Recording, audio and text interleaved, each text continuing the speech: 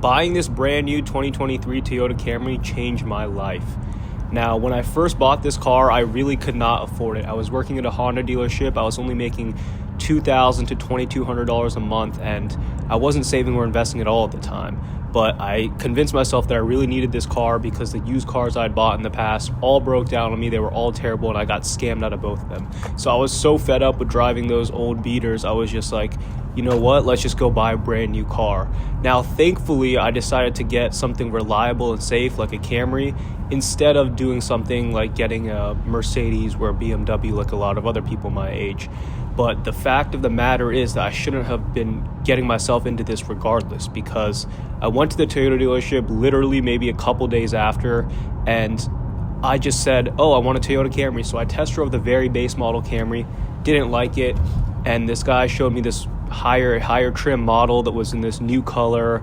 It's like an in-between white and gray. It had a heated steering wheel, heated seats, bigger wheels, all these little premium features that they add on a bunch of money to, and I fell in love with it as soon as I drove it. It was so comfortable. It had all these cool features. So next thing you know, I'm signing paperwork, and thankfully I had my mom co-sign. Super grateful for that. So I was able to get like a relatively low interest rate. I got like a 4.99, or like right around a 5% interest rate, which was very good, especially at that time. And as soon as I drove that car off the lot, I kind of realized, oh shit, I'm screwed, because the minimum car payment on that was $600, and even just making the minimum car payment alone, I'm only making $2,000 and $2,200 at this point. $600 every single month out the door, that's a lot of money for me. That's not including, gas, car insurance, oil changes, all of these things. It's not including all that. So at the end of the day, that's almost $800, $900 a month just to this brand new car, right? And at first when I got the car, I was super excited. It was super nice being able to have a reliable way to get to work every day, being able to go hang out with my friends. I was able to drive and go do things with my girlfriend, pick her up, take her out all the time. And in the beginning it was really nice, but literally after 2 months, it just became like a normal car, right? It just became normal. And that's kind of the lesson I learned, is like when it comes to anything materialistic that people convince themselves they need, whether it's a car or a house or shoes or clothes, it's cool when you first get it, but that factor wears off very quickly, and it just becomes normal. It just becomes your everyday life. It's just your car. You drive to work, take it to point A to point B. It doesn't really matter whether it's a Toyota or a Mercedes. It's just transportation at the end of the day. And also, I started to think about kind of the depreciation aspect of it, and it kind of made me realize how bad of a deal new cars really are because of that depreciation, and you're putting all this money into a depreciating asset. But the reason why this changed my life forever is because through this, it kind of taught me a lot about finances, right? I did it through doing the minimum monthly car payments. I realized all that money was going straight towards interest and not the principal of the car. So I learned to put a little bit aside, a little bit additional payments every single month to actually work off that principal balance. So instead of doing $600 a month, I started doing $650 a month. And then after that, I just started every single month doing more and more and more. I started cutting down my monthly expenses. I was spending like $400, $500 a month, and just putting the rest of that towards my car payment.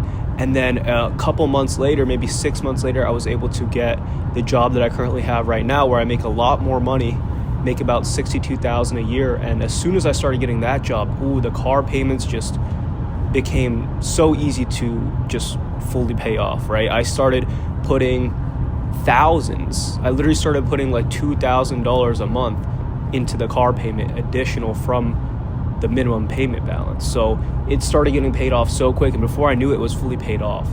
And then once it was fully paid off, I was able to start focusing on investing personally, investing for my retirement. I was able to open up a Roth IRA and max it out in the first year I opened it. Come around this year, I was able to max it out again at the very beginning of the year. I was able to open a traditional brokerage account, start investing towards that. I was able to start using my employer retirement account, which is a 457B Roth. So I was able to do all these things as a result of a bad financial decision, which was me buying this car.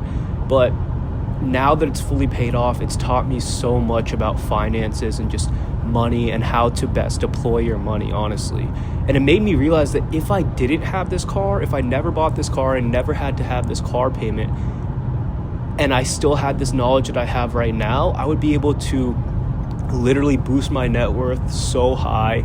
I would be able to contribute so much more to my traditional brokerage to save for a house or to save for a car or any big expenses in the next 5 years. Like, I would just be so much further ahead if I had just gotten a used car instead of getting this brand new car. Now, even though it's paid off, and now that it's paid off, I don't have to worry about it. It's going to last forever because it's brand new. I still wish I would have just taken the time and done a little bit more research. So this video is for you guys out there who you might be in a similar situation where you need a more reliable means of transportation and you're thinking about getting a new car. I would highly recommend just do the research and be patient, and you will find a good car, right? I know the market is tough nowadays. It might take you a little bit more money, but it's definitely worth going used over new. And it's honestly one of my biggest regrets, because I could have been a lot further on in my financial freedom journey right now if I had just gone used instead of new. And that's just a lesson to learn. It's like, all these things you don't really need as much as you think you do. And when it comes to materialistic items, the value you get from them is not as much as you think, especially when it comes to a car. Like, cars are just bad investments in general. And the way, if you look at it from a value perspective, you get the most value when you do it used, because when you do it new, you get that instant depreciation.